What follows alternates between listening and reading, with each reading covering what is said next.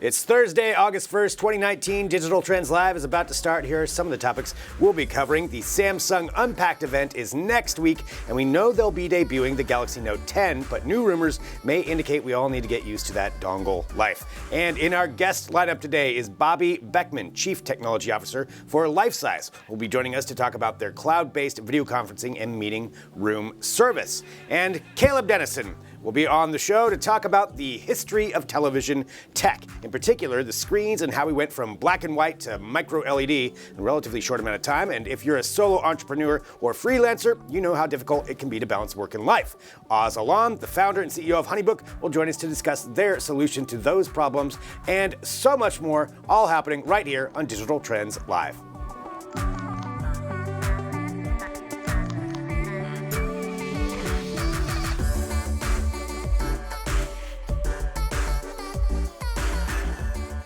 A beautiful shot of Portland, Oregon right there, Juan. I'm starting to love the city. Are you? You spent 2 weeks. Little by little, yes. Uh-oh. It's going to be 2 weeks. Let me tell you, though, you've been here when it's nice weather. Mm-hmm. Spend 2 weeks in November. I have. It might change your mind. Real. November, December, yeah. Okay. I've been here. Yeah, all right. Yeah, it's different. Yes. Hello, everyone. This is Digital Trends Live. Thank you for joining us today. This is our daily show here from Digital Trends, where we bring you the trending tech topics of the day, news, headlines, interviews, and discussions, all while broadcasting live across a number of different platforms. And thank you to everybody who's joining us.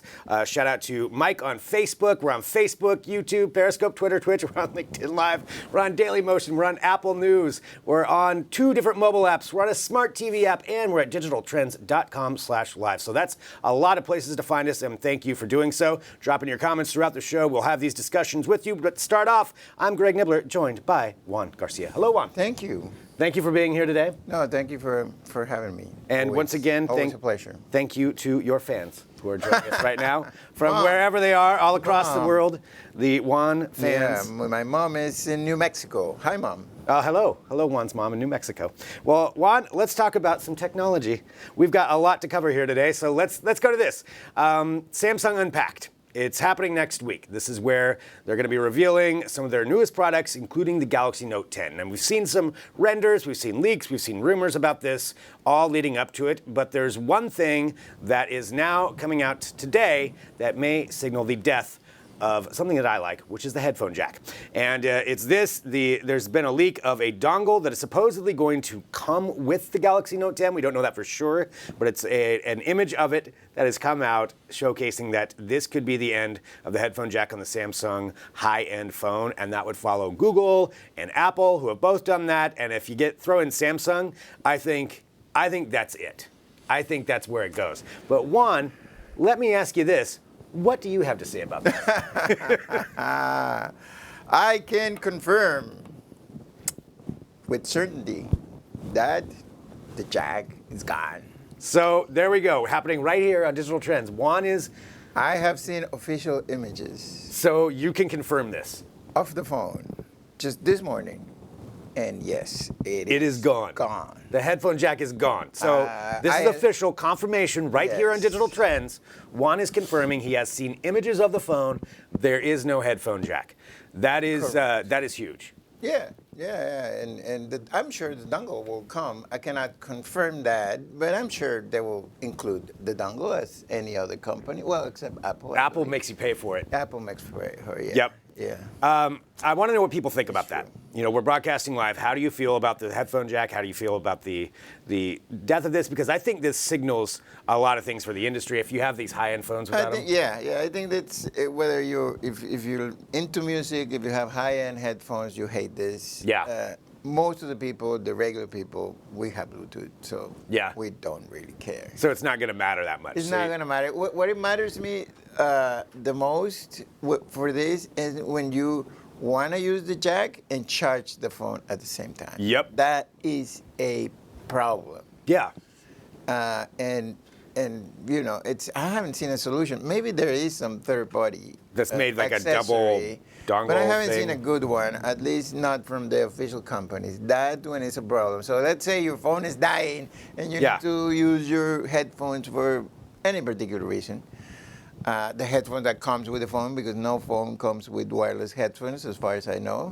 I think the S10 did when they, as like a a throw-in when they first started selling it. That was it. Okay. They gave them some Galaxy Buds, but I think that was just the initial pre-sale. Yeah, so sometimes you're in a hurry, you want to do it, your phone is dying, and you have to choose between using your headphones or charging the phone. Yeah. That's the major problem. Which is a pain. Then why can't we have, I mean, why on something as big as the Note 10, why do you think they have to get rid of it?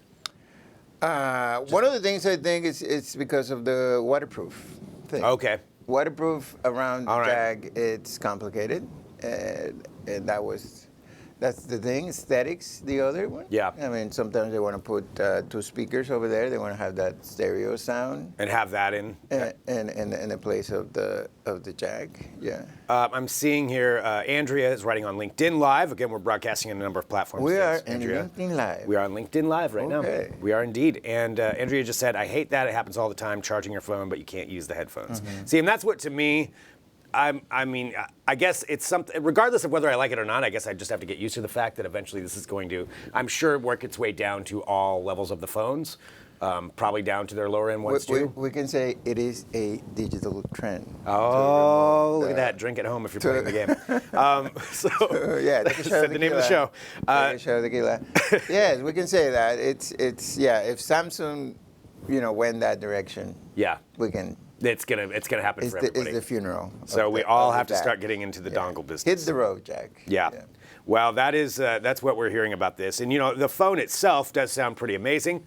It is. There's and, one in particular I have seen that is you're gonna love it. What can we get out of you here, Juan? What I can you don't know. tell I us? don't know how much I can Somebody say. on this set has seen pictures. The color is amazing. Okay. 2 of the people. Don't pretend you haven't seen the pictures. Shh, I'm protecting myself. I'm blaming you. Let's just say the color is amazing. The Yeah. color it's fantastic. That's the phone you want to get. Yeah. That's probably the one that's gonna sold out the first. Yeah. Yeah, so this is next week. It's the 7th. Yeah, I'll be there. Yeah. You'll be there I'll at the there event. in New York. And you'll be New York. covering It's it. a weird time this time. It's in the afternoon. Yeah. They never do it. Yeah, I think 4 don't 4 p.m. remember Eastern. A phone presentation in the afternoon. Yeah, so yeah, definitely a weird time for it. But these are some of the Definitely. leaks that we had before. I will be interested to see how much it compares to the actual phone when it comes out, because this is anytime you have these high-end phones, whether it's iPhone, Google, Samsung, even LG, you get leaks and rumors and renders for months. It's very accurate. And there we go. So that one was pretty good. Usually we already know how the phone is going to look. Yeah. We may not have the specs. They may throw a surprise or two. Like last time I was there in a Samsung presentation, they throw out the full. We're not Galaxy Fold. expecting that. Yeah. And that was the first time that they did. I mean, DJ Kong came out and said, "Here comes the," and we were like, "Wow."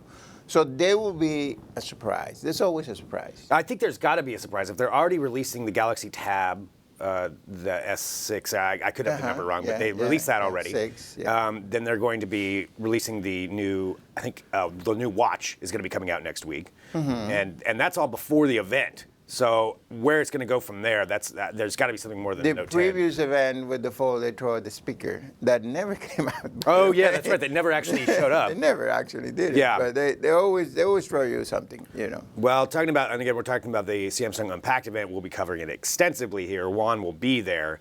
Taking a look, George just made that comment. One slight issue I have is the fidelity. Bluetooth was not originally created for audio entertainment. Wi-Fi offers higher fidelity. So that is true, and that's why I think. Did he say Wi-Fi? Wi-Fi offers higher fidelity. Okay. Yeah. So I'm agreeing that Bluetooth is not the best for sound quality when you're looking for audio entertainment. But I guess most people are just saying, well, too bad. If that's what you're into, you got to get used to that dongle and see where that goes. So that's part of the rumors that we're covering. We've got lots of coverage at Digital Trends, and Juan will be there covering as well. So we'll find out more. We'll have an extensive coverage, actually. It will be like 6 or 7 people from Digital Trends in English and Spanish. It's going to be unprecedented. So anywhere you want to find it, you'll be able to find our coverage. Yep, absolutely. And both languages. Both English languages. and Spanish. Digital Trends Espanol and on digitaltrends.com. So either way, you can go there. And let's do this.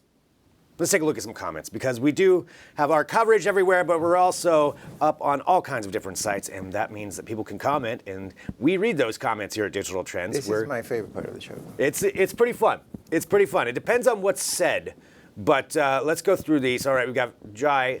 Facebook is looking to make a brain-to-computer interface. Wasn't enough stupid people using keyboards. Non-invasive to these jerks is being in the deep of your cavity with a cattle prod. Geez, we're all going down. All right, just because I don't want a sound clip of me saying that. But all right, so here's.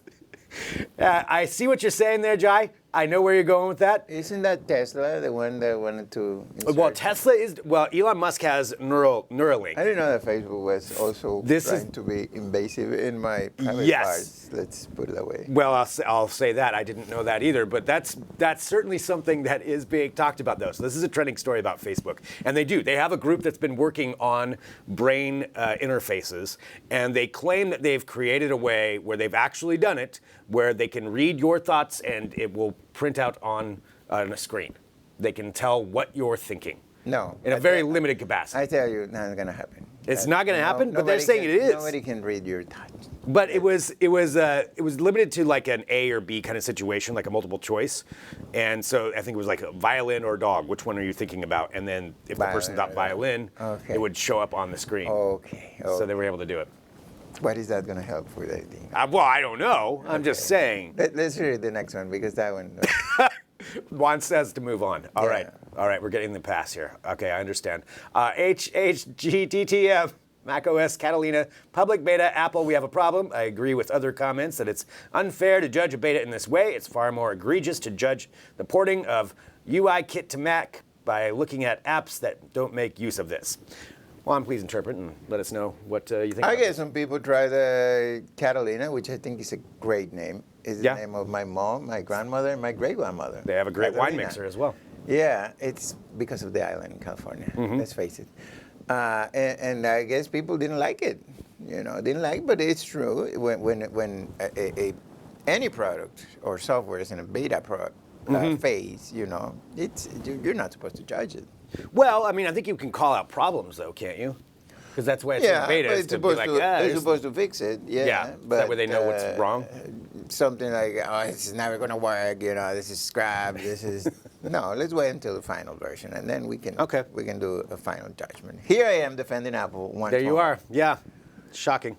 All right, so let's continue on. We've got Steve Henderson. This one has a full name. I like it. Regarding U.S. Senator proposes bill to ban autoplay and infinite scroll on social media. I bet he was liking a bunch of fitness influence videos, and his wife found out. Dude is blaming addiction. Just stop being a sleaze.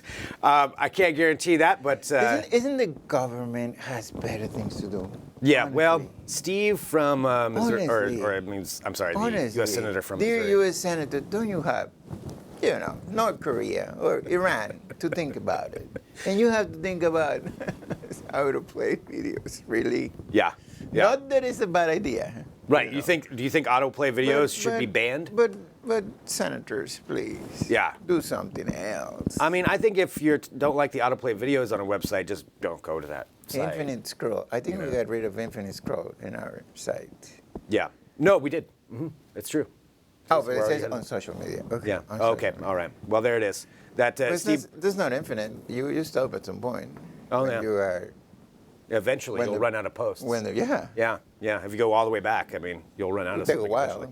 But... Jeremy Neutron. Ooh, I love that name. It's from the new Marvel universe. So, new Samsung Galaxy Tab S6 hands-on review. Samsung's latest has a surprise. I don't understand why you're comparing it to the iPad when it copied Samsung's design. If you can't talk about Samsung on its own, then don't talk about it at all. Leave Samsung alone. Got very angry there towards the end. I want to make sure we had the appropriate. I guess we compare it with an iPad. Yeah, so that's apparently what we did. How do you feel about that one? Well, when you have those type of products, we need to make it comparison. We can compare it to this one as well. Although this is a full computer, right? Not a tablet. That's true. But yeah, the comparison. The whole point of digital trends is to help people find the right products. Yeah. And a comparison it's a way to help you that. This is true. It sounds like you liked Samsung. I don't remember ever using a Samsung tab. Yeah. Anything. That's the point of a comparison. Just helping people get the right product for them. If you have an iPhone and a Mac computer, we're probably not gonna tell you buy the Samsung product because that's going to be out of the ecosystem, and that Right. creates all sorts of problems. But Well, Jeremy, I appreciate your comment. no, about yeah, that. thank you for that. Leave Samsung alone. I think he made a It's a pretty great video company. a few years ago. It's a great company. As we talk, they're going to release a great phone on Wednesday. Wait for it. The Lionkin, this guy created a lightsaber attachment for his prosthetic. So he's saying that Luke could have just done that instead of using a bionic hand with all of their advanced tech. That now seems like a no-brainer. The Star Wars universe is now ruined. Thanks. Yes, but you can't have the lightsaber there all the time. I mean, otherwise it's going to get really annoying. You're going to wake up in the middle of the night, you turn on your lightsaber. I see where you're going there, but I disagree with that. Do we have images of that, of the lightsaber? We've got an article at Digital Trends that Okay. probably take a look at I'm it very there. interested in getting one. So we'll come back to that. Do I have to cut my hand now? No. No, I prefer not on the show anyway. All right, let's continue on with some more news topics, bringing you up to date on some of the tech headlines that we have going on here. This is another thing that is something that might be coming, and we want to talk about it because it's trending. It's with Google, with the potential for a $5 Google Play Pass that would make essentially a whole huge number of apps in the Play Store free. So this is something that was discovered by Android Police, I believe, as actually the first ones to see this. And they're official-looking sign-up pages that they're not published. So this is clearly still in the testing phases of this. But they're indicating that Google is in the process of finalizing this service. So there you go. You can take a look right there. So this is essentially how it would work. In the App Store, you know, there's tons of paid apps in there. For $5 in theory a month, you would get access to not all of them, but quite a few of them. Based on what the test is showing, you would also not have in-app purchases. It would all just be free, subscription-based, $5 a month. I think that sounds amazing. It will include Facebook, Instagram, Twitter. Right, yeah. No? Yeah, I think it would be some of the ones that are paid now. I think it's a great idea. Always a great idea to get subscription services. Mm-hmm. That's another digital trend that everybody is doing subscription services. Really, I mean, nowadays you can pay for unlimited music. You know, we didn't have that before. You know, right. You have to buy songs or whole albums. Yeah. And now you don't have to buy individual apps. You just pay $5. But again, and I always make this point, once you get in that service, you're never gonna get out of them. Okay, yeah. Just understand that. Yeah, if you get that's $5 for life. Okay, yeah. Because how you gonna get out of that service? You know, I assuming you get out of the service and the apps that are paid become unusable. Yes.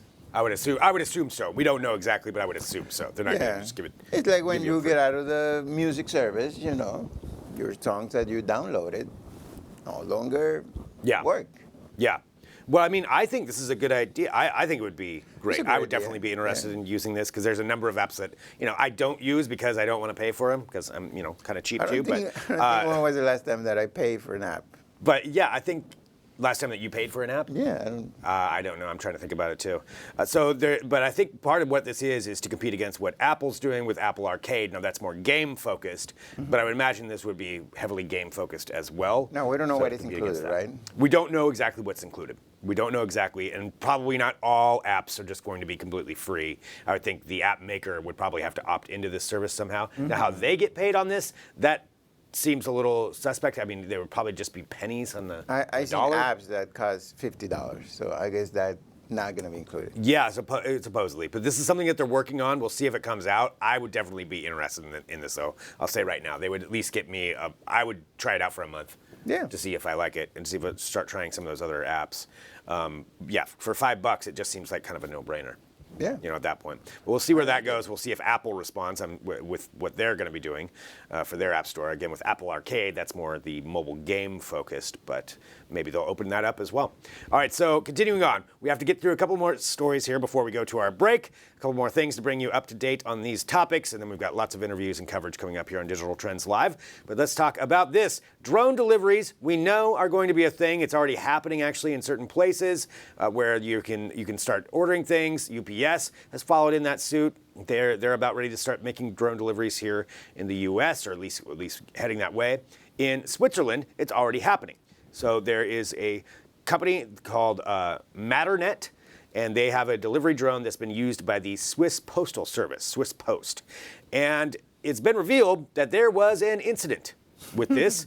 It's almost a really bad incident, but not, luckily, nothing terrible happened, but it could have. And what happened is this. So this is reported by IEEE Spectrum. They said that a Matternet delivery drone used by Swiss Post deployed its emergency parachute too early, causing it to break and crash about 50 yards away from a group of kindergartners. So a group of little kids. This drone crashed and burned down, well, can't say it burned, but it crashed, very near children. As we start to see more and more drone deliveries, this is the kind of thing that people have been concerned about. You have drones flying over populated areas.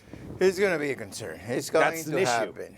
Yeah. It's inedible, but nothing happened here. But nothing happened here. It could be, can you imagine one of those drones hitting a kid, a small kid, actually? Yeah, it could do... That is bad. That is not something that you want your kid to be involved in. Right. Oh, Daddy, how was school? I got involved in a drone accident, Daddy. Yeah. Oh, okay, sure, what happened? Lost an eye. Right. So... yeah, I think this is more and more. It's because we're gonna become problematic for everybody. Well, I think these kinds of stories like this, even though that's one, they said it made 3,000 deliveries before this accident, but there's certainly some key issues. And actually, what the Swiss Post is demanding the manufacturer do, they said that they want the parachute ropes reinforced with metal braiding. They want it attached with 2 ropes rather than 1, and they want it to make a loud sound. So it's got a whistle when it does start malfunctioning. They want that to be tremendously loud. When a big truck put in reverse and you start hearing that beep, beep. Yeah, so if it's coming down from the sky and it's crashing, you can hear a loud whistle going. Run! Yeah, run basically, for your life. Run from it. I think that's all important. That's why this incident, luckily nobody was hurt, but certainly it's a warning, and I think it probably at least could help alleviate some issues going down the road. I want to get to the next story. Do we have time to get to the next? We do. We've got just a couple of minutes. Let's get to this last one. This is another thing that's being reported right now about Facebook. We know with their Portal device, which came out last year, wasn't hugely popular with a lot of people. Their video screen, essentially a video teleconferencing, or not video teleconferencing, excuse me, video messaging service where you could message other people via video. They said they're going to be making more of these, and now it apparently is something that they're working on right now, is a video call device that they're referring to as, is that true? Is it actually called Catalina? So that is, Catalina's coming up again. So this is what the rumor is. It's currently referred to as Catalina again? This Facebook Portal, the new video call device. Yeah. I didn't realize Catalina would be brought up twice in this. That's going to be confusing, isn't it? That's just the working title for it. So it would feature video capabilities, and then it would also work as a media outlet, and they're apparently approaching Netflix, Disney, HBO, and Amazon to talk about getting their streaming services on that device. So let me pitch the marketing strategy. If you're not satisfied with the amount of Facebook spying on you now, go get one of these devices where they put a camera in your house. Yeah. So, that will know everything that you do. Yeah. That would be the marketing. Essentially, it would be, according to what this is, like a Facebook television where you can get all this streaming service on it, but then it would have a camera on you as well. That it has a camera. That's the... in your living room, concerning part the speculation thing. Is who... does Facebook have enough trust right now to want to put a live camera in your living room pointing back? I remember when the Portal came out, it was one of those things that we covered the news. We were, but it was like Facebook came up with this and we were like, what? Okay. Yeah. Well, I guess we put a news post and that's it. Nobody cared. Yeah. No, nobody cared. Nobody cared. It wasn't like with the Google Home or the Google Assistant or the Apple iPod or anything like that. I do recall talking to Kim Wetzel when she was here at the time. She had her mother try it out, and she said her mother actually really enjoyed the service, because the Portal service, because it was simple for her to use. Okay. But that was a specific demographic that was into using that, and past that, it wasn't as useful. So I think that's the question that I would have. Other devices. Is this something you would want right now in the market that can do exactly like that? Yeah. Other devices. That for more trustworthy company, let's put it that way. Right. Than Facebook. I don't want anything Facebook in my house. Yeah. Sorry, but no. Yeah, so that's what we're looking at with that. So you can take a look, follow up on all those stories at digitaltrends.com. And we have lots more to talk about. But first, I want to say thank you once again to Juan. Thank you for the invitation. Thank you for being here. Yes, I hope we can do a remote from Unpack. Yes, right? that'd be perfect. Yeah. Yep, let's plan on that. So follow along Digital Trends ES. Check out all of their coverage. Amazing coverage that they're doing. And ES Digital Trends. ES Digital Trends. You put the ES I put first. the ES in the wrong spot. Oops, I just got scolded. ES Digital Trends. So follow along with Juan, Unpacked event. We're going to do this. We're going to go to a break, and then here's what's happening. Coming back, we've got one of our first guests here on the show today. We've got Bobby Beckman, Chief Technology Officer for Lifesize, talking about cloud-based video conferencing services and meeting room systems and their solutions to everything associated with that. We'll talk about their platform. We'll take a break. Back here in a minute with more Digital Trends Live. First question.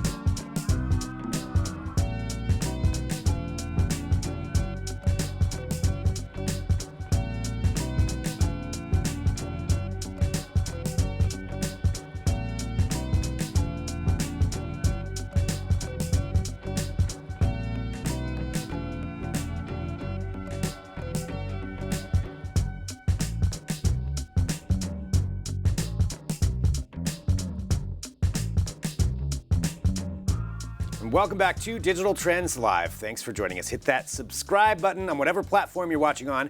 That way you get the notifications when we go live for any of our programming. And we appreciate you all watching right now. And we have a guest who's going to be joining us. I'm Greg Nibbler. We're now joined by Bobby Beckman, Chief Technology Officer for Lifesize. Hello, Bobby. Hey, how you doing? Doing great. I want to talk about this cloud-based solution that you've come up with for video conferencing. And I thought maybe, just to start off, if you could kind of walk us through a little bit of the history and then what it is that Lifesize is doing. Sure. So we've been in the cloud video business for probably coming up on about 5 years. Initially, our first go-around was taking a lot of our on-prem stuff and deploying it for the cloud.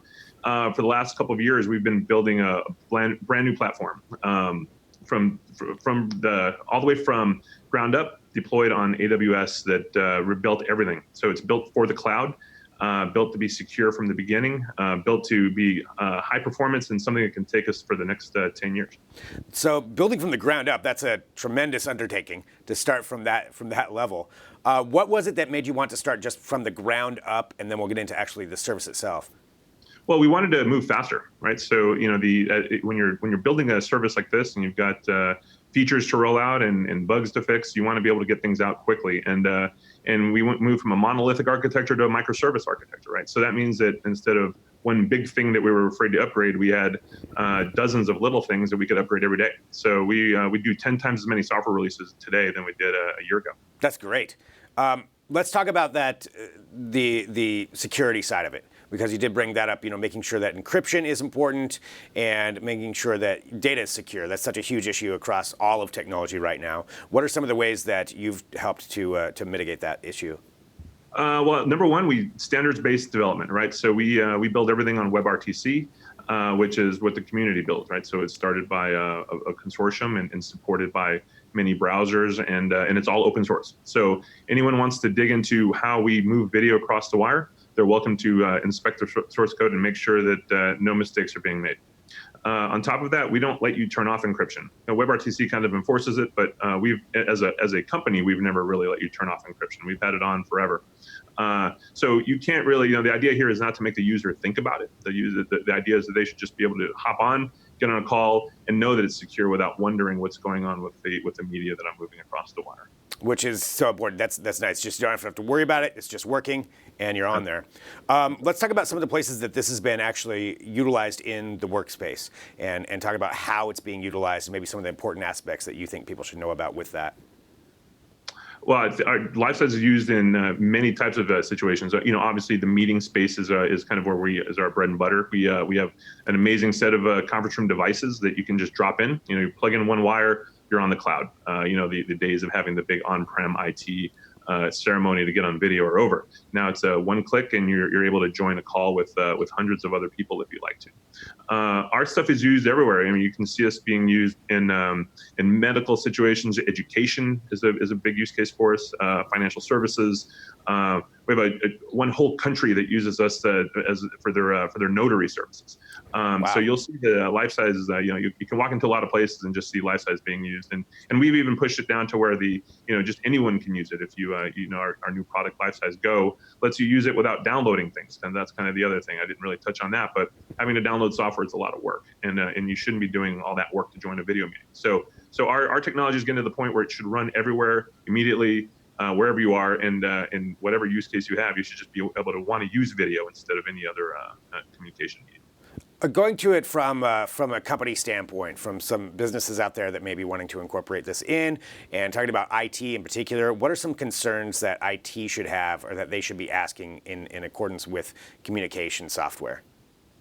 I think there's a couple of big ones. One, you want to make sure, obviously, the security aspect of it, and how secure is the media? What happens when this video frame goes across the wire? What is it? Is it locked down? Where is it going? Like, where is this stuff being built? Where is it? How is the media being transferred? And on top of that, how can I manage these devices? Right. So it's real easy when I have 1 or 2 conference rooms, but if I'm looking at a deployment of 100 conference rooms, I need to know that all of those have the latest software, that they're all updated, that I have one method to support them all, and to be able to quickly manage my entire platform or my entire deployment of video devices.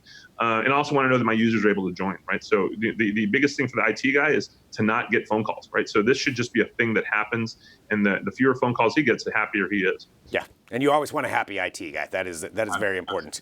They sign their renewals, so yeah. Yes. so talking about the cloud-based solution, I want to talk just a little bit about that as well. So with that, I imagine, and in building it from the ground up, you said it gives you the ability to make all these updates constantly, and you can certainly roll those out a lot quicker. Where do you see this kind of software going in the next few years, or any kind of ideas on where we could see this kind of video conferencing software going? Yeah, I think there's 2 big ones. One, I think, is ease of use. Right now it's still a little too hard to join a video meeting, right? Just for me to be on this call, I had to go through 5 different steps to make sure I had something downloaded, go into this thing, click on this, make sure audio is working. But the strange thing is, if my 14-year-old wants to call his friends on video, he doesn't do any of that. He just picks up his phone, hits a button, and suddenly he's on video. And for some reason, in the commercial world, we're still not clear on how to do that. So I think that's really where we want to push. We want to push ease of use. We want to make it so that it's just like making a phone call. You make a video call. You don't think about the two. The other side of this is obviously continuing with the standards-based development. Having the browser be a core component of video calling for the client means that the lack of downloads means that security is better. It's right there for everyone to use. It doesn't matter what device I'm on. I don't have to ask you, did you download the software yet? You just can join the call. So I think those are the 2 big ones that I think we're going to see. I think obviously for us, 4K is the big one for the next generation of conference devices. Being able to see things in really that high resolution really changes the game for video conferencing in certain industries. Being able to look at architectural drawings, medical imagery, meetings, it's just a game changer. When you see a 4K video conference, it's completely it makes you feel like you've actually moved into 2019. Right. Yeah. It's like you're looking through a window with somebody when you're in 4K with something like that. Very, very much. Yeah. Well, for anybody out there, for any company, for anybody who wants to utilize the services, what's the best place for them to go? Love you to visit lifesize.com, and right there you can do one click and try out our product Go and do a video call in about 30 seconds. Beyond that, give us a call and let us know what your problem is. We have conference room devices that fit every single room, from the small huddle room to the giant conference big room spaces. We have something that fits and works. So we have the right solution for any video problem you have. So but start at lifesize.com and or give me a holler on Twitter, whatever, and I'll happily answer. We'd love to have you try us. Great. Well, Bobby, thank you so much for joining us here on Digital Trends Live to talk about the platform. Congratulations on where you're at right now, and looking forward to see where it goes. Great. All right. Thanks for having me. All right, so there we go, talking about video conference solutions, and with that cloud-based application of it. I mean, the cloud-based software is going to be huge, I think, going forward. I think we all know that, but that was very interesting. We have more to talk about, though. We're broadcasting live. We're on all these platforms. We're taking your comments. We're taking your questions. Hello to Hussein from Egypt, who just wrote in. Hello to Taiwo in New York. This is just on LinkedIn Live. So wherever you are, drop in your comments or questions. Coming up next, we have Mr. Caleb Dennison, who's going to join us. We're going to talk about the history of television. If you have a question about televisions, Caleb is the person that can answer it for you. But we're going to walk through that, all of that, and a lot more coming up here on Digital Trends Live.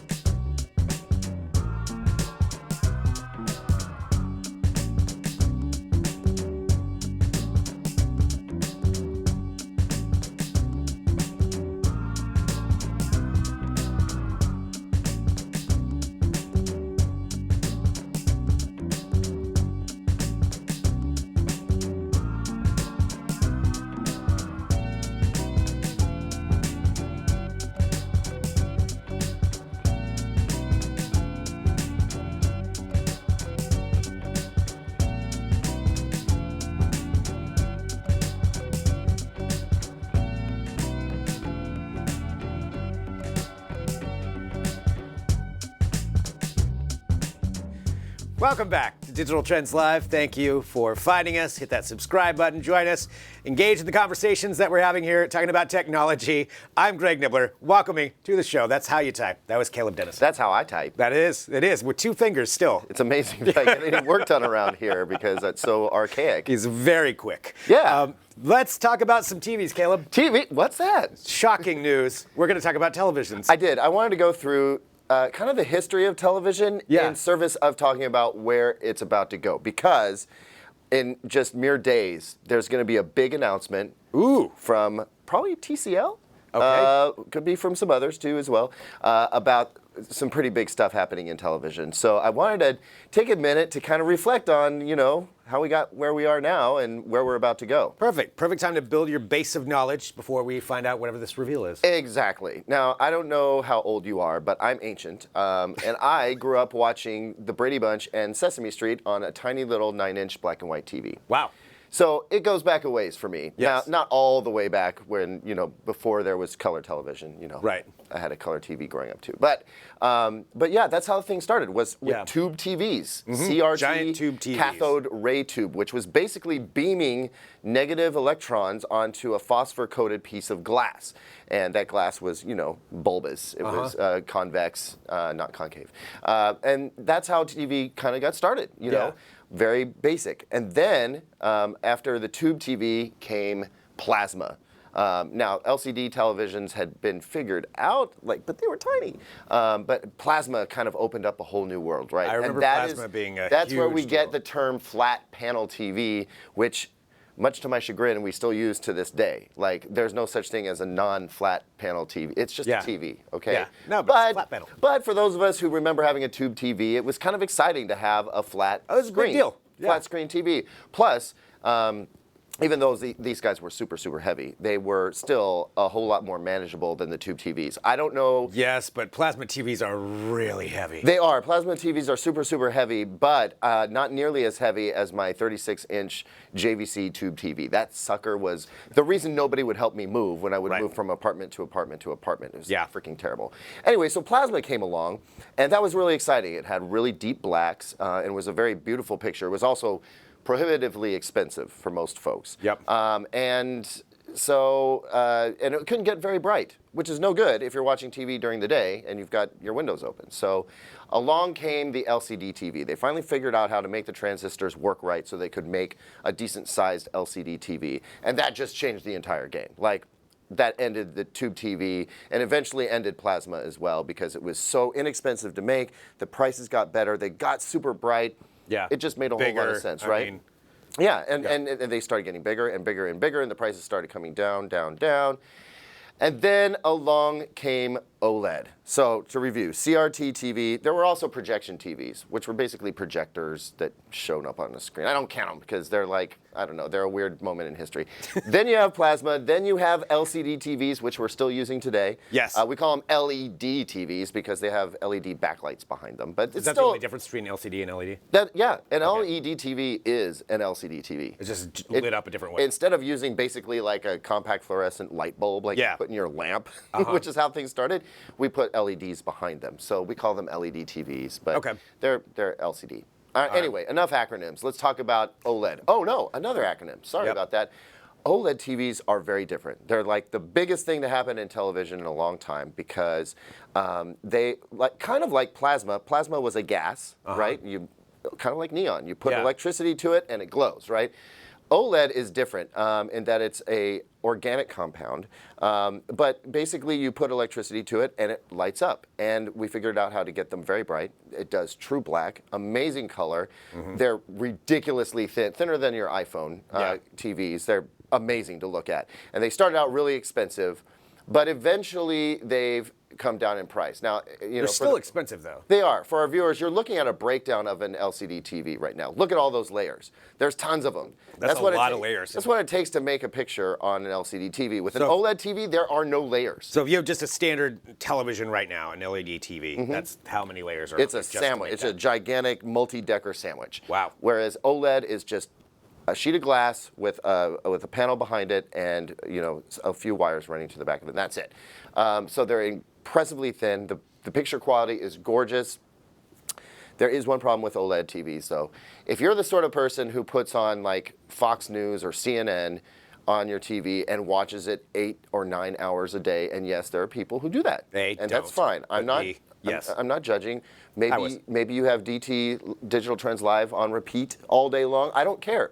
The thing is, that's actually a very good thing to do. Yeah, it's a brilliant thing to do, but it doesn't matter what you're watching. If you're watching the same thing all the time and it has a little ticker at the bottom like we do right now, or a bug, like a little insignia or logo for the station that's always there, it can, quote unquote, burn in on the TV. Right, or like a video game. Or a video game, It's got the same heads-up display or the same map display or whatever. So it is possible to ruin an OLED TV if you view that way. So they're not right for everyone. Like a lot of people always bring that up. They always bring up burn in, burn in, burn in. How long does something have to be on there? A long time. Like I've left something on for days on end and I still didn't get burn in. But it will eventually happen. Like after months and months of the same kind of viewing, you will get burn in. It's a minor problem. I almost don't even like bringing it up because it alarms people and it's really not a problem for most people. Yeah. I know lots of people, including my sister, who has an OLED TV at home and they're not complaining about burn-in, Yeah. So whatever. Anyway, here's my point. OLED has been the new hotness for a while now. It's enjoyed a lot of great headlines. It's been big in the news. Every time we do an OLED TV review, it blows up. Right. Very exciting, very fun. I still love them. But it's no longer the new hotness. The new hotness is micro LED. Micro LED. So earlier we talked about how an LED TV is really just an LCD TV, a liquid crystal display, basically a panel that, has windows that open and close and a color filter, and you shine light through it and it makes a picture, right? And micro LED TV is a lot like an OLED TV, except for it's just tiny, tiny, tiny, tiny light bulbs, right? There's no organic compound involved. They can't wear out. They're just really minuscule sized LED lights down at the pixel level. And this is a huge, huge deal because it can do perfect blacks like OLED can. It can get searingly bright without a whole lot of effort. It's fairly energy efficient. And it can also be about as thin as an OLED TV can, so about the thickness of a phone. And eventually, once they get the manufacturing worked up, it should be less expensive to make than OLED. Nice. That means we can finally have that full revolution of, yeah, well, everybody going into that. I think everybody would love for the TVs to get less expensive, but yes. that's totally not going to happen. So Manufacturers are still going to charge a huge premium for them. But we know that Sony has a professional, I believe it's 110 inches. It's either 100 or 110 inches professional micro LED display. They call it something else. They have a fancy name for it. But they do have a working display at that size. All they have to do is bring it down to something a little bit more manageable. And I think that we're about to see that from some manufacturers. If not in the next couple of months, I think by CES, we're going to see micro LED TVs that are going to come to market. Nice. So this is what we should be looking forward to. I think, yes, this is going to be what's making big news in television over the course of the next several months. I do know TCL has a big announcement coming out. They have a bunch of new TVs. I don't know that they're saying they're going to bring one to market, but I do know that they have been working on their own version of, some people are calling it micro LED, some people are calling it mini LED. There's a lot of different names floating around. What TCL comes out with remains to be seen. But I do know that other manufacturers are working on a micro LED TV. Samsung brought one that's mostly for commercial purposes. I suppose if you're super rich, you could buy one and put it in your home. But what I'm saying is next year, I think we're looking at commercially available micro LED TVs that you can buy and put in your home. And yes, they will be very expensive, but it's super exciting because when this new technology first comes out, makes a splash, manufacturers try to make efforts to make it inexpensive enough to manufacture, the prices come down and it becomes the new standard for everybody. So I think we're on the cusp of something big. Awesome. Well, see, that is a perfect segment for education and now something to look forward to. Yeah. Excellent. Thank you, Caleb Dennison. You're welcome. We did have a question that came through. Can we review more AV receivers? Eric asked that. Well, talk to my boss. Yeah, no, you know what? Actually, no. We put AV receivers on pause for a little bit because we want to focus on some other stuff. But we're definitely bringing AV receivers and speakers back. Okay. We are super passionate about home theater here at Digital Trends, and actually, just because we're not actively reviewing them for the site, that doesn't mean that we're not still testing them. We still keep a best AV receivers list. We test these things. We have a lot of intelligent things to say about them. If you want some buying advice, hit us up. Send us an email. Hit us up on Twitter, whatever, and we're happy to help you out. There we go. All right. Caleb Dennison, everybody. And you'll get to see more of Caleb later on today, 2:30 p.m. Pacific, for Trends with Benefits, our Roundtable podcast. So fantastic. Mark that on your calendar. All right, we need to go to a break. We need to do this. We've got lots of coverage coming up. But next, we have the founder and CEO of HoneyBook, Oz Alan, who's going to be joining us. And basically, it's about how you can make your work easier. If you're a solo entrepreneur, if you're a freelancer, you know how hard it is to find that work-life balance. Well, we're going to talk about that to some extent. And I'm excited to get into what HoneyBook is doing, what they're bringing to the table. All of that while we're broadcasting live across all these platforms. Drop in your comments, your questions. We'll answer them directly to you. Back here in a minute with more Digital Trends Live.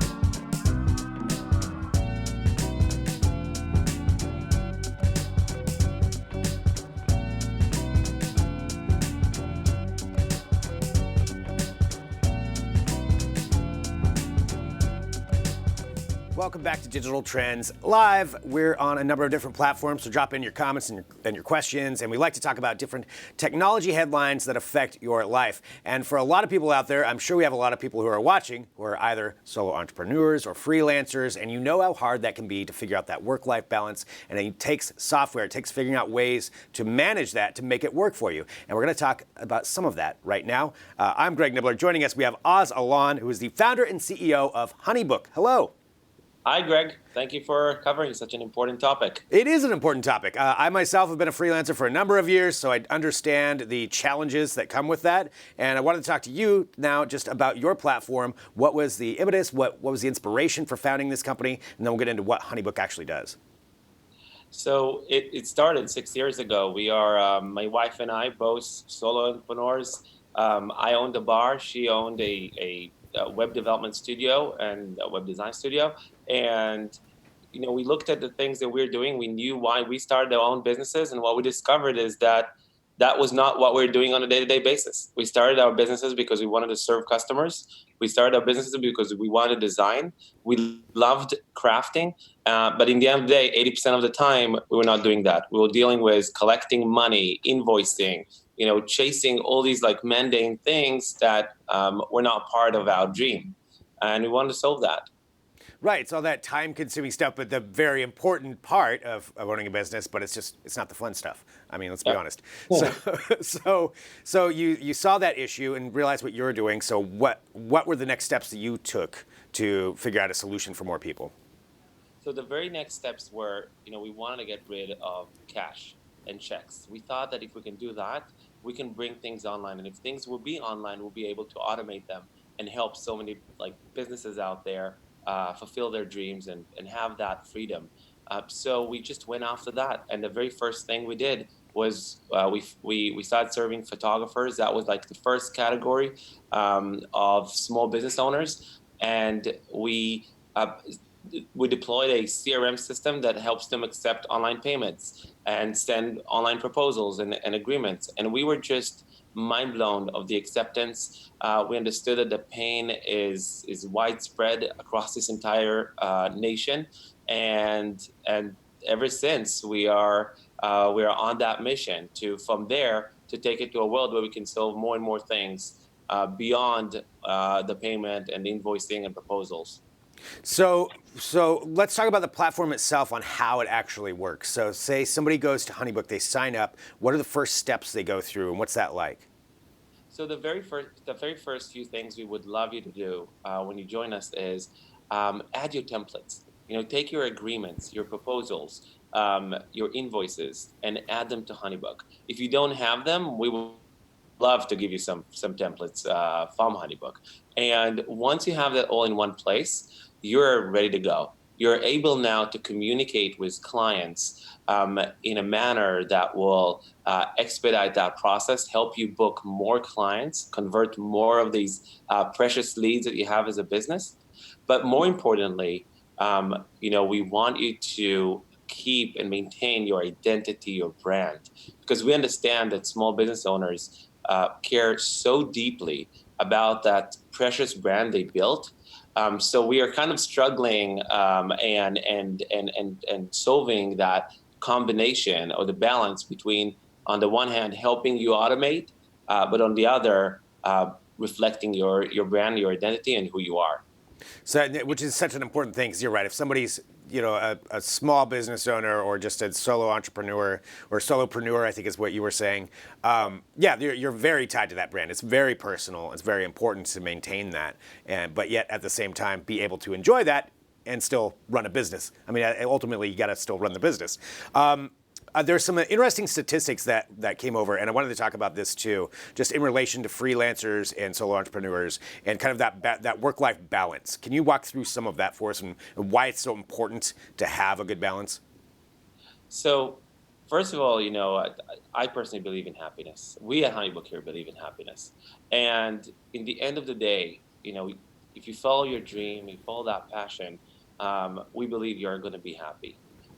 The challenge is that, as I said before, like there's so many things you did not expect doing, you didn't want to do.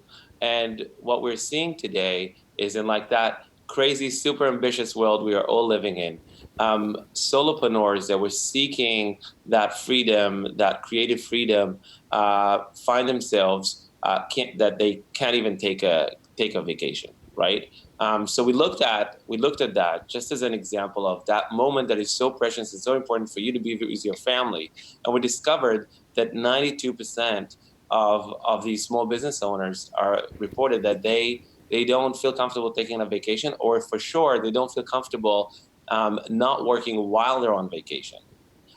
And that is crazy, right? So we are looking at that as an example of something that if we do our job well, you will feel comfortable, right? So another question we explored was in our member base. And what we discovered was that 65% of people that use HoneyBook reported that they feel more comfortable taking a vacation because they knew that their business is safe and protected, and their leads or potential clients are going to get a response in a timely manner.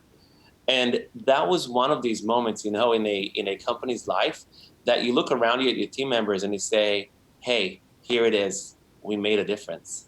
Wow. And we are looking at these statistics now. We made a difference, but it's not enough. There's just so much to do. So as we see it, okay, we're like 1% there. We have another 99% to go, and we're not going to stop until every solopreneur, every freelancer will be truly able to take these vacations. So what's one of the next steps that you think you're going to launch or that you want to shoot for? That if you can say it. Yeah, no, and first of all, we believe in transparency. We should be able to say anything, but and it's actually my interest, because then I can influence my team to have to commit to what I just said. There you go, perfect. So yeah, we're going to solve all the universe problems. But the next big thing for us is to make sure that, and as I said before, that every single potential client that gets a communication from you gets the best of you in the fastest possible manner, right? That gets your best foot forward, understands who you are as a business, what is so unique about your brand, and why they should absolutely book you or hire you. And we want to do it, and we're trying to do it in an automated way. So the next thing that we're going to launch will be that. And I'll even give another indication, which is we are seeing that so many of these small business owners are struggling with the financial side of their business, with the ability to have access to capital. We just announced recently a funding that came from Citibank, and that's another area that we're exploring now, how to give that access to capital to help you sustain and grow your business and fulfill that amazing dream you have. Wow, Oz, I mean, congratulations on starting this, seeing that issue, that both you and your wife saw, and then just getting out there and actually doing this and creating this platform to help out so many different people to have a more enjoyable life, to enjoy what they're following their dreams. And is honeybook.com, is that the best place to send people to go? Absolutely. Okay. Well, Oz, thank you so much for joining us here on Digital Trends Live. It's a pleasure to talk to you. And congratulations. Thank you. Bye-bye.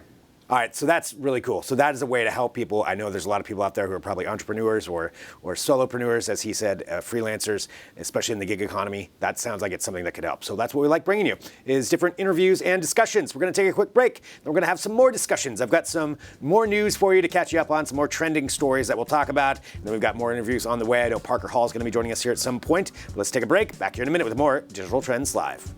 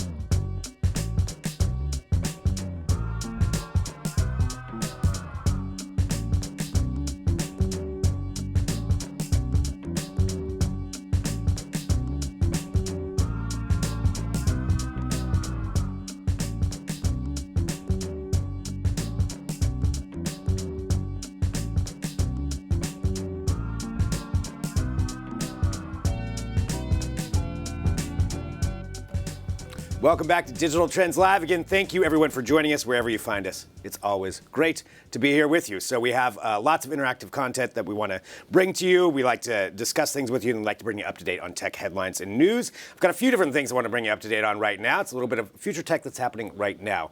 And the first off, we talk about a lot about electric vehicles. We talk about different ways to power vehicles. We had a solar-powered car that was coming out, and wasn't going to go that fast, but nonetheless, a solar-powered car, and to some extent, at least to augment some power.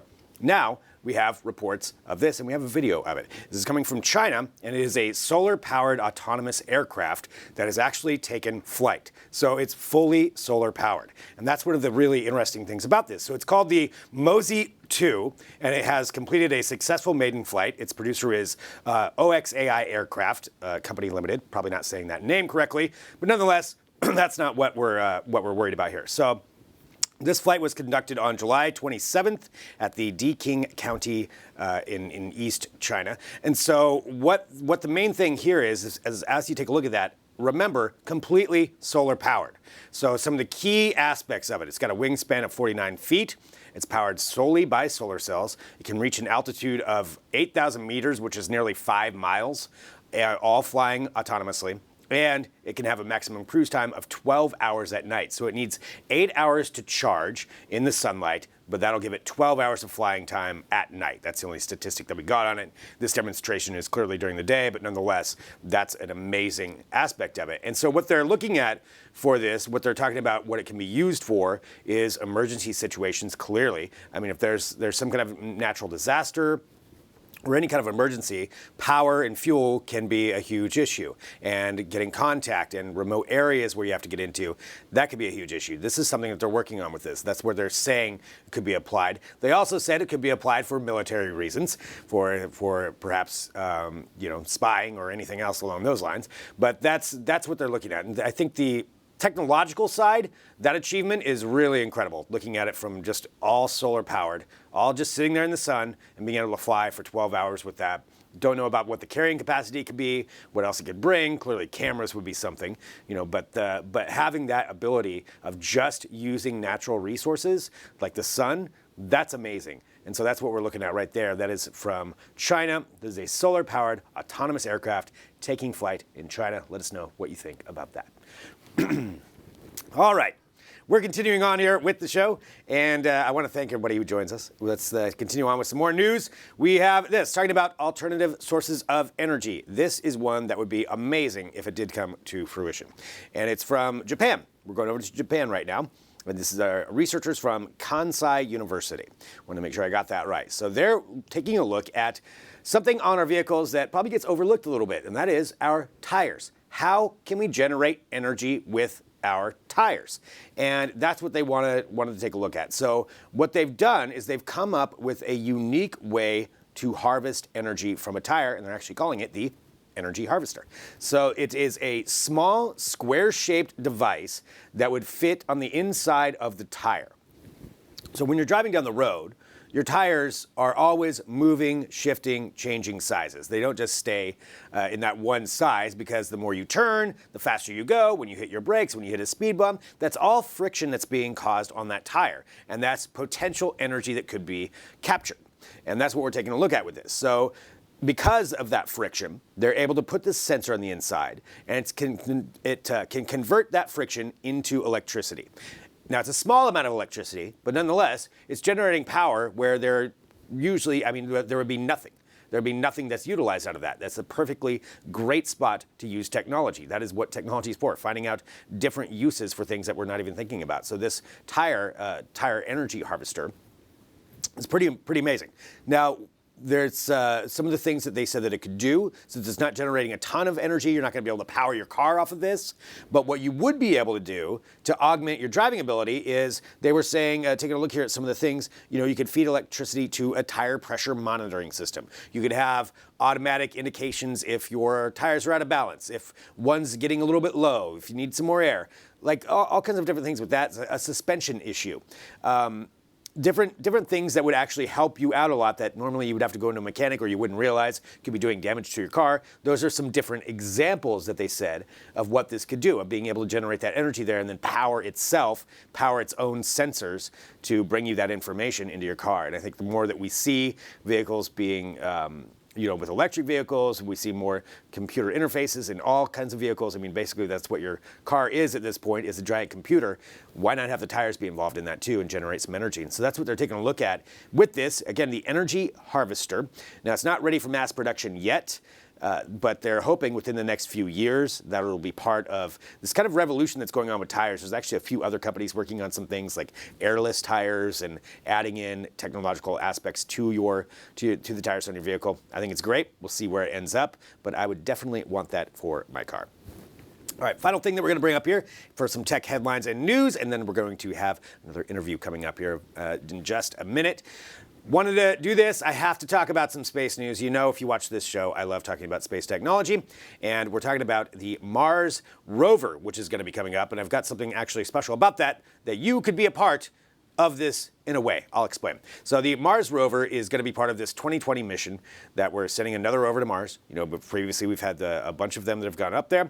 It's time for a new one. But this one in particular is going to be naturally more advanced and have more abilities to interact with the Martian environment, including digging, and it's going to have different kinds of utilization of equipment. So they have a robotic arm that's going to be part of it. This thing is going to be 7 feet long, weighs 88 pounds, and NASA is constantly showing how they're actually working on this. That's a different one. Actually, I probably dropped in the wrong B-roll on that. But what we're talking about with it, we've got a video up at digitaltrends.com. So it's a robotic arm, it's 7 feet long, weighs 88 pounds. There's 5 electric motors and 5 joints that mimic the movement of an actual human arm. But the main thing is this. So when it comes to this new Mars Rover, you notice I didn't say a name. That's because it doesn't have a name. There's a naming contest that is going on right now for this. So Marzi McMarsface, I'm sure, is what's going to be the winner. But nonetheless, you can enter in a name to enter for that, to name this new Mars Rover. So make sure that you take a look at that. You can go there to digitaltrends.com. You can find out about that, and we can get a name for it, all thanks to you. So that is one thing I wanted to bring up here for Digital Trends, just bringing you up to date on some trending tech headlines. All right, we are continuing on with our show. And again, I want to thank everybody who's joining us. Thank everybody who's joining the show. We broadcast live here every weekday, 9 a.m. Pacific, noon Eastern. We bring you tech headlines, news, interviews, and discussions. I'm Greg Nibbler, and we're going to have a discussion right now with Alex Shaw, who is the founder and CEO of Solo Sciences. Alex, thanks so much for being here with us today. Thank you. And Alex, you are part of an emerging industry that's changing very fast. And I'm talking about the cannabis industry and cannabis technology in particular, and different ways that this industry is growing so quickly, and some of the problems that it's faced and some of the solutions that you're coming up with. So I thought, just to start off, could we get a little bit of a background on your company and your place in this industry? Solo Sciences is trying to make sure that the industry is safe. We're trying to stop the anti-counterfeiting, the risk that consumers can find themselves in as they look at fake vape pens, or they find themselves purchasing goods either black market or even in places where they think it's real. So Solo's core mission is trying to empower the consumer in such a way that they can actually understand what's authentic and what's not, and what might kill them. So yeah, it's, when you think about that, it is such a growing industry, and there's so many different players and actors in it. How do you manage to keep that safe? And how do you manage to understand where something is coming from? Because you just mentioned a few different products there already, and I can't imagine for each one of them.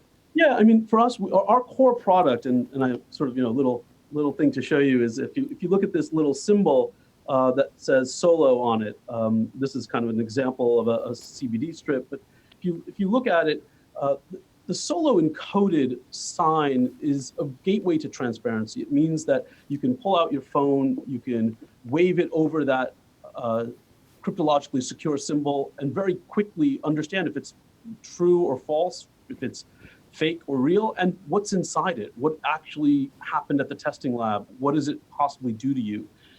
The idea here being that if we hold this together the right way, when we've worked with the brands who want to show their transparency, it generates trust with the consumer. And that trust, we think, is something that's always been lacking. You don't have that gateway between the two parties. When you look at the numbers out there, I think it's the most frightening part of it. People don't realize that the black market is 11 times the size of the real market. That's actually Bank of America's own research analysts putting that together. 166 billion versus 15 billion. And consumers who think they're going into legal dispensaries rarely check the certificate. I mean, I don't think you've ever checked the certificate on your dispensary as you walk in, but LA County alone had 500 fake dispensaries.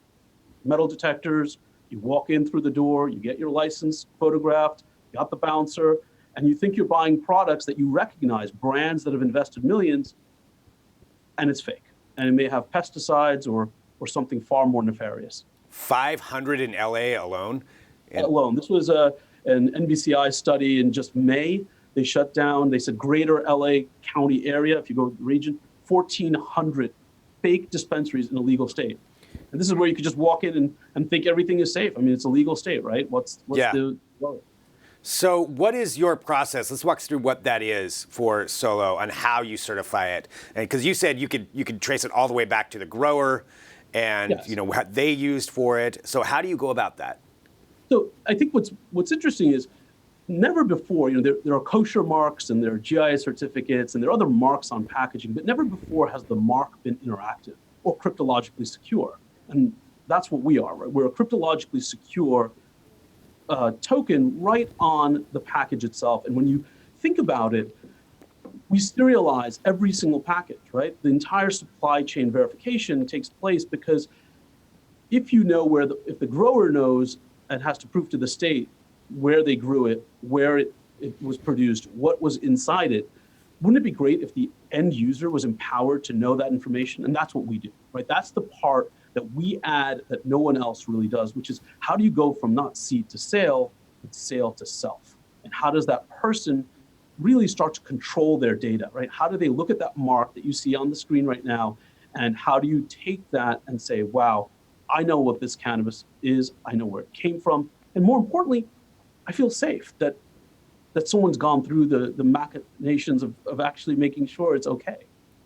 How do you work with the growers themselves? How's that interaction gone? What's the reception been like?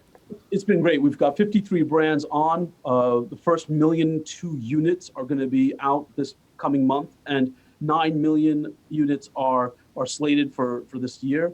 That means every package will have this little thing built into the label or as a tamper evidence seal.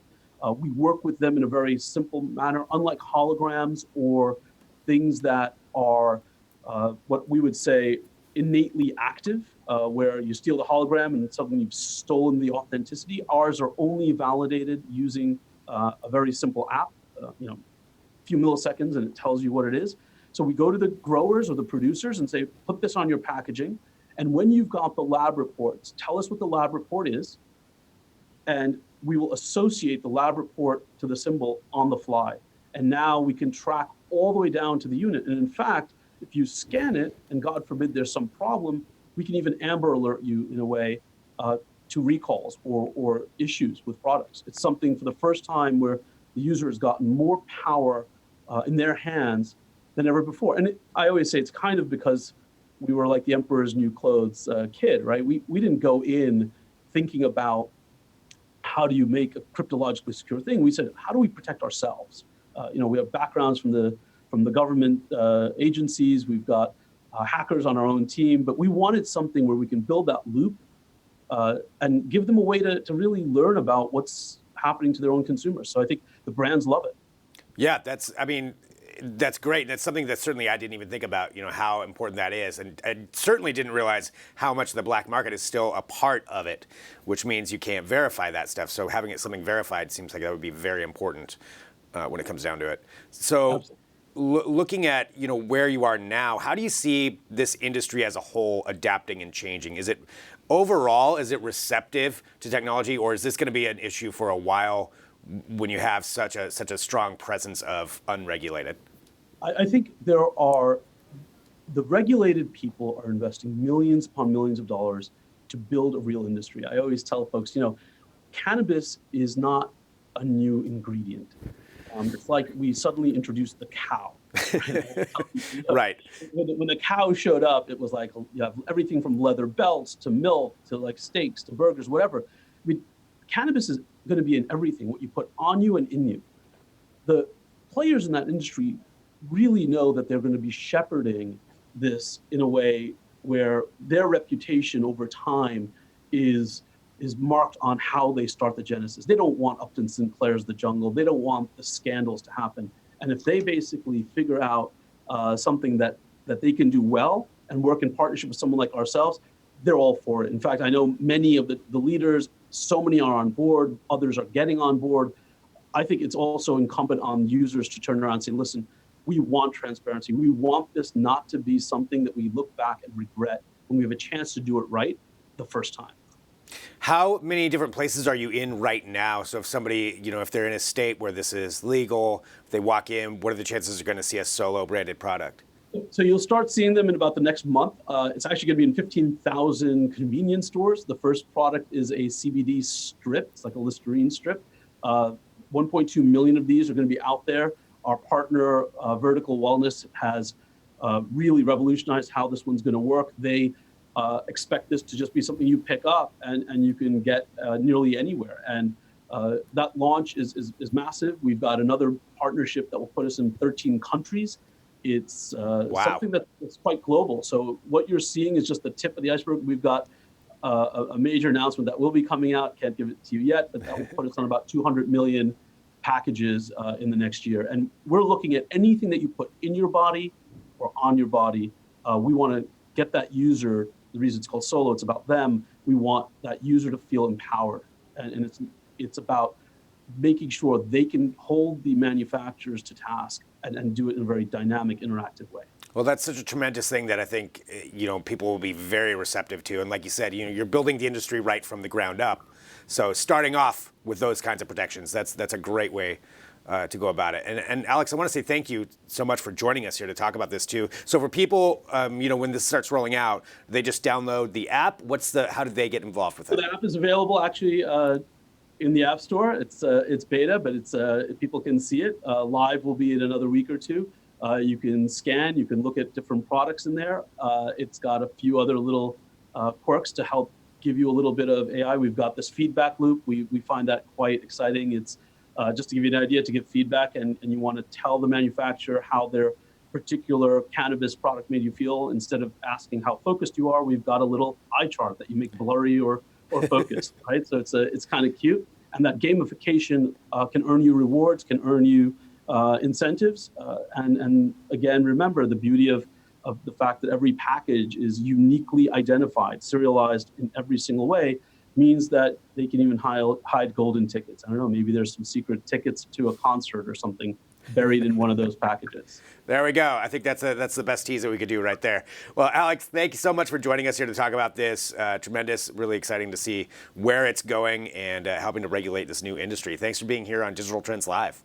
It's been a pleasure. Thank you very much. All right, so learning about that, the cannabis technology is certainly something that we're going to be hearing more and more about as that industry grows, wherever you're at. All right, so exciting stuff. We have more, though. We have more because Mr. Parker Hall is going to be in here. He's got some new headphones for us to take a look at, and I believe these ones are eco-friendly. So we'll walk through those. If you have questions, drop them in the chat. We'll be back here in a minute with more Digital Trends Live.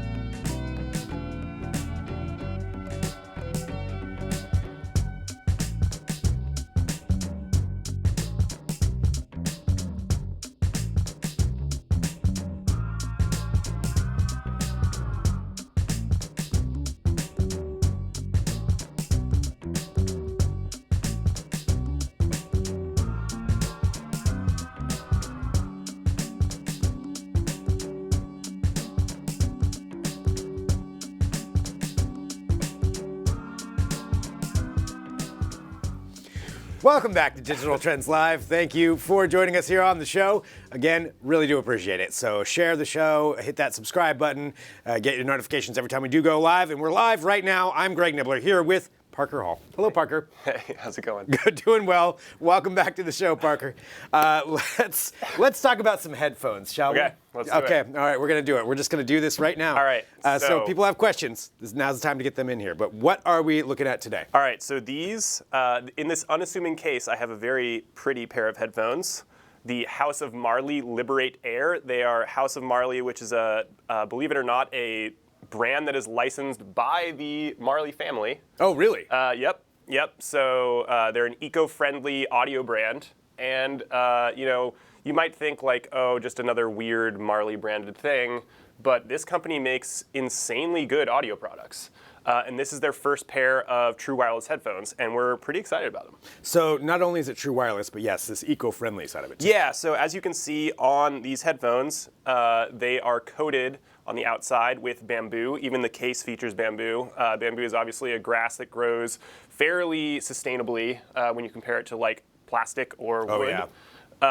So, a lot of their audio products use bamboo in place of plastic. Okay. And they use a lot of other kind of like, they use this recycled fabric on the outside of the case. You probably can't see it super well, but it is sort of a textured fabric, and then you can see this kind of like corky plastic on the bottom that allows basically that everywhere they can, even this metal is recycled. They use as much recycled material or sustainably sourced material as possible when they make their audio products, which is pretty cool. That's great. And not something that we see super often in audio space. Right. The other thing they do, they donate a percentage of their profits to planting trees. That's all cool. over the world. So we've long been a big fan of this brand, not just because their products are great, but because they have an eye towards sustainability. Again, you can see these headphones. They're quite beautiful to look at. And that's another theme they have going in a lot of their products is if you look, they're a beautiful pair of true wireless headphones. They're very small. They have this nice sort of rubberized exterior. They have nice silicone ear tips and touch controls and everything that you'd get on a high-end pair of true wireless headphones. But just with a little bit more sustainability in mind. They're certainly unique looking. I mean, that's for sure. Yeah. So you said that the speakers themselves are that they're actually good headphones. Yeah. So the headphones themselves are pretty rad. They have, I believe, 9 hours of battery life. That's huge. Which is good for $150. Yeah. They have a great charging case. I think it has 30 hours of battery life in it. I'm not sure about their IP rating, but I believe they do have one. So they're sweat-proof or sweat-resistant anyway. Just in general, they're a good sounding pair of headphones. They tend a little bit towards the sort of like bass heavy side of the spectrum. So if you like listening to reggae, for example, these headphones sound great while playing it. And so again, this is the House of Marley. What was the name of these ones again? The Liberate Air. Liberate Air is Yeah. what we're talking about right now. Yep. How is connectivity? Connectivity is great. Bluetooth 5.0. So totally easy to pair, easy to easy to get to work with your phone. They immediately repair as soon as you take them out of the case again. So that's pretty great. You can use each one of them individually. I was going to ask, yes, you can do separate. Yeah, call quality is okay. It's not the best that we've tested, but it's definitely not the worst. So that's something that, like, oddly, we get a lot of questions about call quality with these headphones.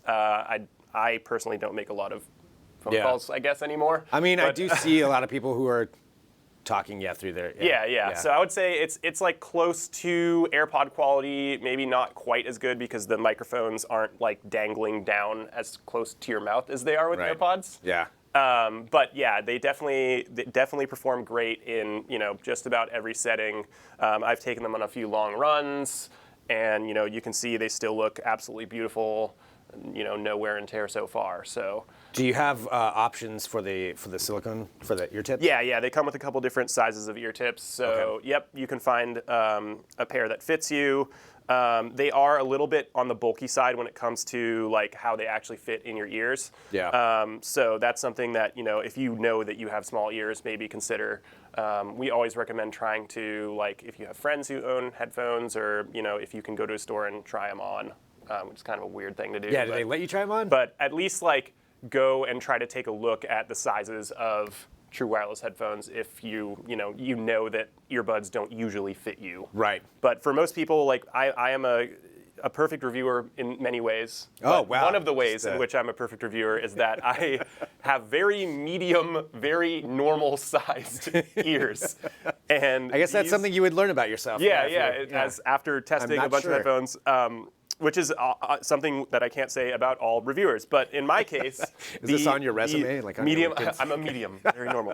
It's like if you have a size 9.5 shoe, you can Right. like test out all the different testing shoes. There you go. But yeah, so for me, who has very sort of average ears, they fit great. Yeah. And I'm using the medium ear tips, and they fit great. So. Like I said, I've taken them on long runs. They have not fallen out. They don't have the same kind of ear fins that other headphones do, but I think they're a little bit extra large size. And then also the fact they have this nice rubberized exterior on them really keeps them secure in your ears and comfortable. This rubber is like super soft.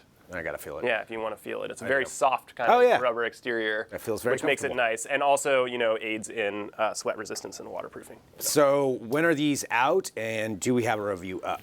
We do not have a review up. This is actually the review unit that I have been testing. We should have a review up next week. We have some more information. We have a news post about these.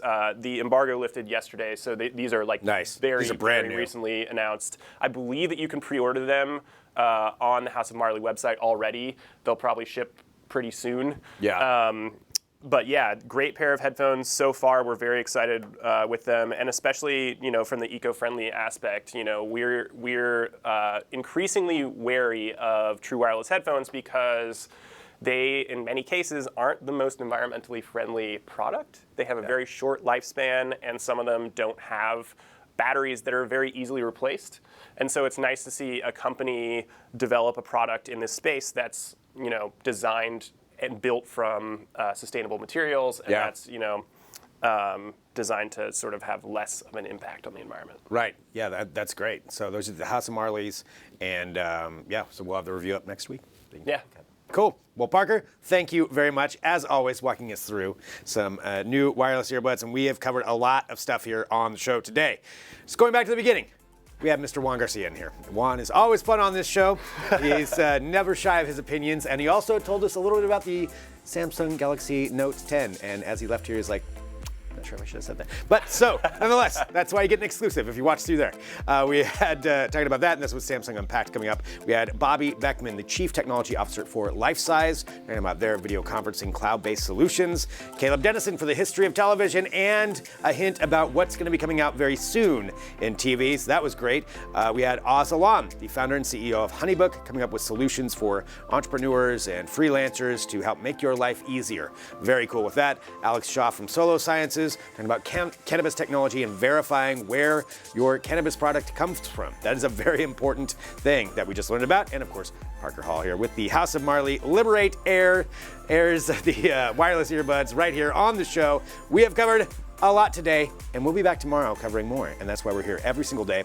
Hit that subscribe button. And do not forget that coming up today at 2:30 p.m. Pacific, we will be live with Trends with Benefits, which is our weekly Roundtable Tech podcast here at Digital Trends. I love that, or no, that. And, we'll be talking about actually gene editing. So it's a very important topic. It's interesting to find out about, talking about CRISPR and gene editing. And Not trimming denim. not trimming denim. No, not at all. It's editing yourself. All kinds of things we'll be discussing, but that's a Roundtable Tech podcast, so that way you can join us live as well. And that's it for today. Thanks for watching. Back tomorrow with more Digital Trends Live.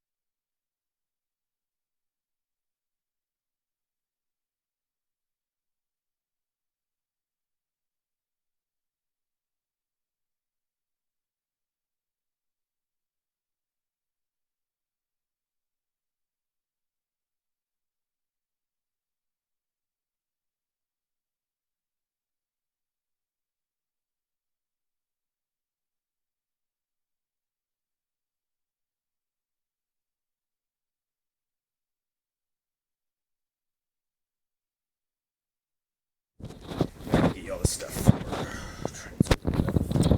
Typical for today. Yeah, actually.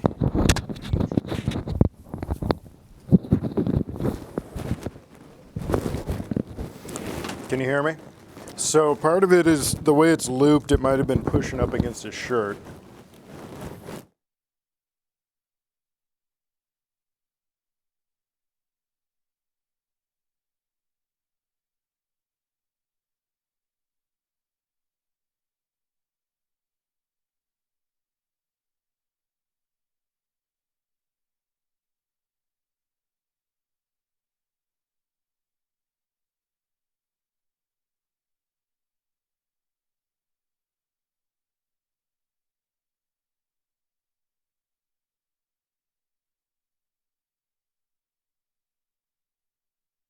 Five, six, 7, 8, 9, 10, 11, 12. Want me to move around? It's bumping bad. Okay, I'm gonna stand still. Is it still bumping? When I move, I'm gonna move around like I'm talking. If I'm moving backwards and forwards. Again, it's pushing right up against the shirt. How about if I hold it like this? Is it any better, any worse? 1, 2, 3. So I bet it's probably was just like, well, like right now it's, yeah, see it just kind of folds back, yeah.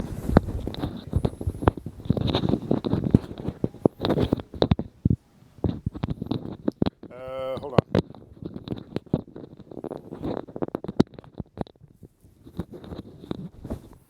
We do something like that, then it's not. So the problem I think was it didn't have that extra loop on the mic itself. So it was just falling back towards him. Okay.